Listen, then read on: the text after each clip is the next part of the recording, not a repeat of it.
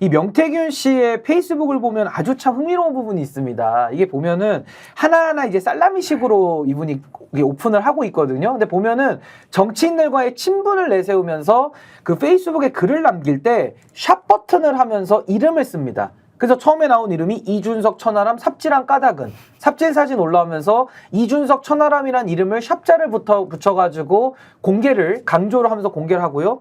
그 다음에 정치인 이름 쓰는 게 안철수 의원, 안철수 의원을 쓰면서 정치인 이름 앞에 또 샵 버튼을 누르고요.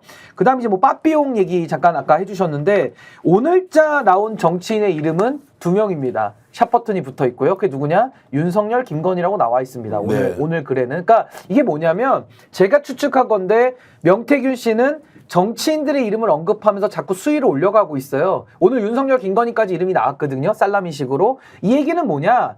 윤석열, 김건희 두 부부에게 전 보내는 메시지가 있다고 봅니다. 지금 본인이 창원지검에서 선거법 관련 수사받고 있고 본인이 명예훼손 고소한 지금 사건에 대해서 서울경찰청에 이제 고소인 조사까지 받았다라는 건데 나 이대로 놔둘 거야? 검찰 캐비넷만 무서운 게 아니라 명태균 캐비넷은 안 무서워? 이런 메시지를 저는 지금 현재 권력자들에게 보내고 있기 때문에 윤석열, 김건희 이 두 부부도 여기에 대해서 답을 안 할 수가 없을 거고요. 지금 국민의힘의 많은 의원들, 특히나 PK나 이쪽 지역에 있는 의원들은 명태균 씨와 관련이 많다. 게다가 이준석 의원 같은 경우는 당시 당대표로서 명태균 씨와 이 관련성 속에 지금 많은 의혹을 받고 있지 않습니까? 그러니까 이런 분들이 명태균 씨 관련된 의혹에 대해서 이야기를 안 하고 과연 넘어갈 수 있을까? 전 국민적 의혹의 크기가 너무 크기 때문에 전 이 진실을 밝혀라라는 국민적 압박이 더 늘어날 수밖에 없다고 봅니다. 그러니까 이제 수세에 몰린 일종의 이제 제보를 하고 그 제보 내용에 등장하는 일종의 장본인이지 않습니까? 이 사람이 지금 공격을 하기 시작했는데 윤석열, 김건희 부부에 대한 얘기도 하고 그리고 뉴스토마토에도 왜 보도하지 않느니, 야 너희들 가지고 있으면 보도 한번 해봐, 이렇게 해서 압박을 넣고 있는 이 이제 행태가 자 주객이 전도가 되었다 이런 생각이 좀 들기도 하고요. 야 이 정도 자신감 있으면 도대체 어느 정도 힘이 있다는 거야, 이런 질문이 자연스럽게 드는데요, 임 소장. 그렇죠. 그러니까 이게 녹취나 뭐 영상이나 모르겠어요. 뭐가 가득하니까 이제 자신감 보이는 거죠. 그래서 이런 말도 아까 했더라고요. 그 명태균 씨가 뭐 너네 있으면 녹취 있으면 까봐. 그럼 내 것도 다 깎게라고 얘기를 하는 거 보면 뭔가 깔 게 무궁무진하게 많다라는 게 이제 추측이 되는 거죠. 심지어 이제 함께 일을 했던 그 알파벳 이 씨, 그러니까 뭐 그동안 같은 직원이라고 하는데요. 이 씨도 지금 전화기를 정돈을 못 하고 있다고 합니다. 너무 많아가지고 그동안에. 그래서 뉴스토마토 측에서도 이런 거를 보고 연관이 있는 것만 이렇게 쏙쏙쏙 뽑아내는 과정 중에 있다고 해요. 그러다 보니까 이제 이 씨가 이 정도 갖고 있으면 명태균 씨는 뭐 몇 배는 더 많겠죠. 그 직접 관련자니까요.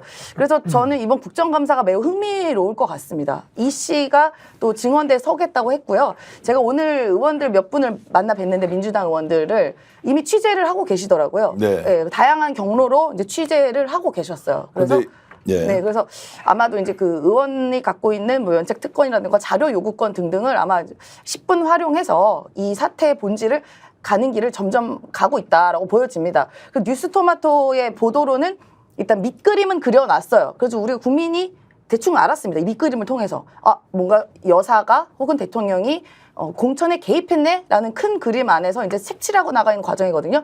그래서 조금 더 자세한 뭐 직접 김건희 씨 녹취라던가 하는 부분은 다음 달 국정감사에서 뭐 진행이 되지 않을까 싶습니다. 근데 뉴스토마토가 그 많은 자료를 가지고 있다가 하나하나 공개를 하려고 하니 정말로 정리가 어렵다, 이런 내용 어디서 취재하세요?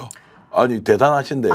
뉴스토마토가 네. 어느 정도 자료를 가지고 있는지 그거를 전체적으로 정리정돈하는데 굉장히 애를 먹고 있다라는 정도까지 알면 이 임채연 소장의 취재력에 대해서는 높이 박수를 쳐야 하는데. 제가 뭐 여기저기 막 다니다 보니까 뭐 워낙 시민단체 특유의 활동 등으로 인해서 다니다 보니까 뭐 듣는 것들이 있었습니다. 대단하십니다. 그 내용 하나하나가 터지면 모든 것이 폭탄 같은 것인데 어떤 것이 이제 지금 현 시점에서 맞는지 뉴스토마토가 잘 정리하고 있다는 얘기를 전에는 들었는데 역시 이제 다른 경로로 보지만 완전 비밀로 하는 저런 정보들이 어떻게 이렇게 임시현 소장에게 들어갔느냐. 그만큼 유튜버로서의 아주 체제력이 막강하다 이런 생각이 좀 들고요. 근데 저는요 이게 살라미식으로 할 수밖에 없는 성격이 있는 게 예. 이게 공천 개입이라는 게 상당히 많은 등장인물들이 나오기도 하고요. 그 인물들 사이의 관계도 굉장히 복잡다단하거든요. 그렇기 때문에 이 내용을 한 번에 딱 정리해가지고 마치 무슨 명품백 받았다 이런 것처럼 그냥 한 번에 터트릴 수 있는 성질은 아닌 것 같아요. 그렇기 때문에 뉴스토마토도 하나하나 사건의 장면마다를 지금 짚어주면서 국민들에게 그 서사의 완결성을 지금 이어가 주고 있는 것이다. 그래서 저는 아까 말씀드린 대로 국정감사장에서 이제 저는 그 이 씨가 나온다는 거 아닙니까? 사람이요 자기 얼굴을 걸고 이 무도한 권력과 맞서서 싸우겠다는 사람은 일단 우리가 그 진정성은 좀 인정해 주는 게 좀 맞다고 봅니다. 그래서 그 이야기 다 들어보고 판단해도 저는 매우 늦지 않다. 저는 그렇게 생각합니다. 그리고요 있는 자료로도 얘기할 수 있어요. 새로운 자료가 아니라고 하더라도 일단 뉴스토마토에서 제기한 게 명태균 씨하고 알파벳 이 씨하고 대화 나눈 내용들이 있잖아요. 그 내용을 보면 그런 거잖아요. 맨날 윤석열이한테 보고해줘야 돼. 이런 얘기 쉽게 할 수 있습니까? 그러니까 예를 들면 명태균 씨가 소위 경남 지역의 거물급 정치인하고 이렇게 얘기했다면 이게 과시욕일 수는 있어요. 근데 자기의 10년 동안 같이 일했던 사람한테 얘기하는 게 그거고, 두 번째가 윤석열이가 좀 달라고 그러네. 세 번째가 윤석열 총장이 문자가 왔네. 이런 얘기가 소위 대선 경쟁 과정에서 벌어졌었고, 그게 끝나고 난 다음에 윤석열이 대통령이 됐고, 그리고 난 다음에 보궐선거에서 김영선 씨가 전략공천을 받았기 때문에 이 내용만 가지고 제가 볼 때는 그냥 충분히 설명이 되는 거예요. 근데 계속 요구하는 건 야, 더 많이 내놔봐 뉴스토마토 이 얘기를 하고 있는 거잖아요. 그러니까 참 그것도 참 웃기는 거라는 점 말씀을 드리는 거죠. 자, 현재 7개 파도 중 첫 번째 파도가 지나가고 있다고 하면 6개 파도가 남아 있다는 것인데, 자, 어저께 페이스북에서는 김건희 윤석열 대통령을 일종의 해시태그를 통해서 올려놨습니다. 자, 오늘자 페이스. 자, 오늘 방송은 이제 토요일 날 나오고 있으니까요. 예. 자, 그래서 이걸 이제 어떻게 봐야 하느냐? 경고냐, 압박이냐? 자, 지금까지는 헛된 소리 하는 사람이다, 역술인이다, 또는 뭔가 무속과 가까운 사람이다라면서 완전히 이 사람을 땅바닥에 그냥 내려앉아서 좀 이렇게 막 돌팔매질을 하듯이 비판을 했는데, 국힘 주변에서 그런 사람이 싹 없어졌어요. 그리고 이 사람이 등장해서 자기 할 말을 다 하는데, 윤석열, 김건희 대통령 부부까지 거론하고 있는데, 자, 뭘 가지고 있기 때문에 이러느냐라는 이제 의문이 드는 거예요. 자, 그럼 여론조사 보고서만 계속 갖다 줬는데 이 정도로 윤석열 대통령, 김건희 여사에 대해서 직접 거론까지 할 수 있느냐, 이게 의문이 있단 말이에요. 이거 어떻게 해석하는 게 맞습니까? 근데 저는 그 대표님께서 제안하신 그 의문, 예. 공천 개입의 진실, 예. 권력자가 개입했는지 여부, 이게 핵심 아닙니까? 이걸 어떻게 언론에서 다 증거를 모아줍니까?